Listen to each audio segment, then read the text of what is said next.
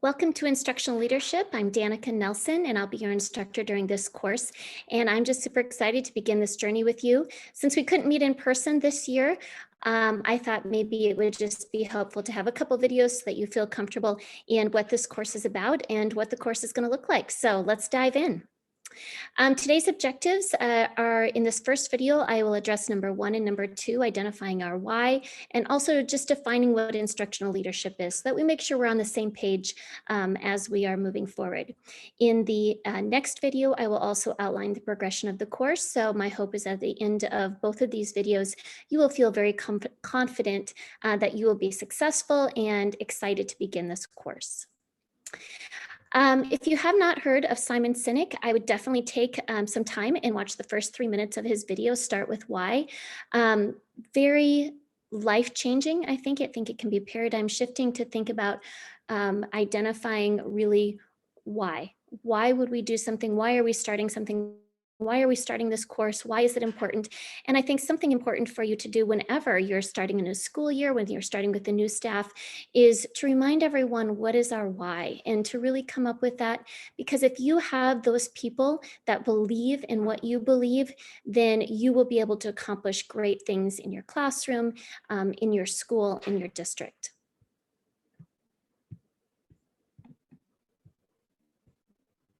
So as educators, we want to take this time, take a deep breath here at the end of probably, I would say, the most challenging year of education perhaps ever, it seems like, for sure in our lifetimes.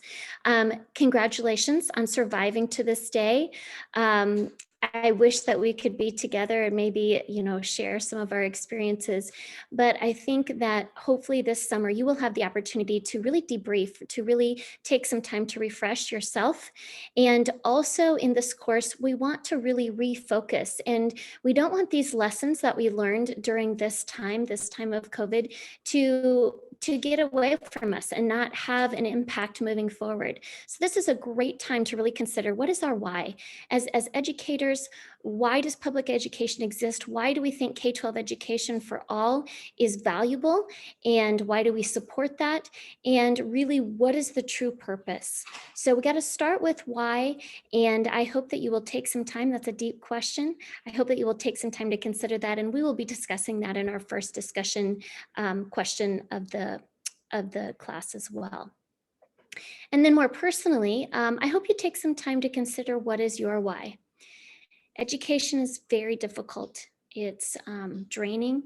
It requires everything that you have to do it well, to love those students that are in your classroom, that you have impact on, to love the staff that you're working with, to support each other and see yourself as a team. And so I think your why, what is your why? That is a very deeply personal question that is probably going to evolve and change over time and over seasons of life. I know for me personally, becoming a mom definitely changed how I saw my students in the classroom, and as people that are just born the way that they're born, with the talents and the gifts that they have. And so I'm anxious to hear from your work and from your thoughts, that what is your why? What is really that drives you to continue in education and to do it well year after year? So Simon Sinek talks about the golden circle, and he says, start with why, that your why needs to be in the center and you need to start there. And so as we move through these videos, I want you to also notice that I am demonstrating for you what you're going to be doing in your final project. So your final project for me is a portfolio, and you're going to address kind of all of these different themes. So what you see on my screen here is an example of a curated content. The Be Your Own Brand is a book that I have really enjoyed and has really made me think about, how do I want other people to perceive me, and how I am carrying myself. Is that going to be the outcome of that? And then I also have a curated piece of evidence here. I'm sorry, an original content here in my own golden circle. I do have this posted in my classroom, and at the beginning of the year, I share it with my students, because they're probably going to find my classroom to be a lot different than other classrooms that they've been in, and I want to explain why that is. And it starts with, what's my why? So next we go to what. Start with why, and then the what is the instructional leadership. That's actually the how here. We need to identify the how of instructional leadership. And of course, you are not going to be like those other principals, right? You are going to be an awesome administrator who has great relationships with students, even those students that are difficult. You're going to support your staff. You're going to have great culture, and of course, you are going to be the cool principal. But as all of us know, especially if you are a teacher in the classroom, what instructional leadership often feels like is that everyone is standing around telling you what you should be doing in your classroom without really offering a helping hand. And so what we want to see is instructional leadership is getting down in the trenches with your staff, with your teachers, being on the front lines and helping them to be supported, getting their input and encouragement so that together you are able to achieve something great. What's the why of instructional leadership? Well, we are going to read Balanced Leadership for Powerful Learning, and they identify that the two variables that have the greatest empirical impact on student achievement are number one, high quality instruction in the classroom. That's the number one thing, obviously, on student achievement, and I think that we would have guessed that had we not even done a study. The second is high quality leadership, and so those two things are the most fundamental things that if we want to change our achievement of our students, that those are the two things that we can control and that we need to focus our efforts into. Another book that I love is called Hacking Leadership. Joe Sanfilippo is one of my very favorites authors, and I also follow him on Twitter, and he's an elementary principal, and go Crickets if you ever follow him. So he has just some great words of wisdom and encouragement, and does short little broadcasts.